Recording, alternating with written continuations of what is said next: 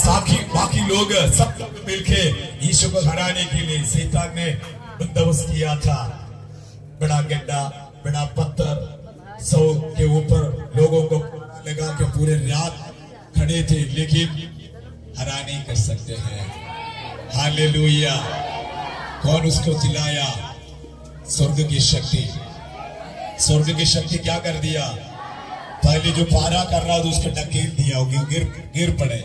और पत्थर को क्या कर दिया? उसके बाद गड्ढा खोदने के समय ने ऐसे प्रभु जिंदा खड़ा हो गया। यीशु जिंदा, यीशु यीशु यीशु जिंदा, मेरा यीशु जिंदा। सब लोग यीशु, जो कुर्सी पे बैठ कर सो रहे वो लोग भी बोलिए यीशु। और मैं भी जिंदा, अगर यीशु जिंदा मैं भी जिंदा रहेगा। हालेलुया। हम लोग आज वचन पढ़े हैं निर्गमन के पुस्तक 17 अध्याय की 13। उसमें क्या लिखा है? यहोशू ने अपने अर्जरों के साथ क्या कर दिया? अमालेक को क्या कर दिया? किसको हरा दिया? अमालेक की जाति है। अमालेक क्या है? हाँ, परमेश्वर ने इब्राहिम संतान को या यहूदी लोगों को दिया था वायदा का देश। कौन सा देश है ये? कनान देश। कैसे होता है?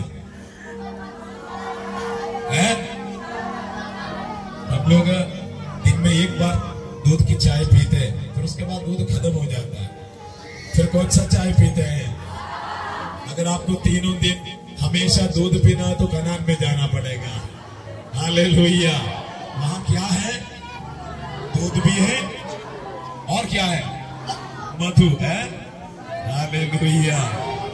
कहते हैं बहता है। क्या है? दूध और मधु बहता है। हमारे यहाँ क्या बहता है?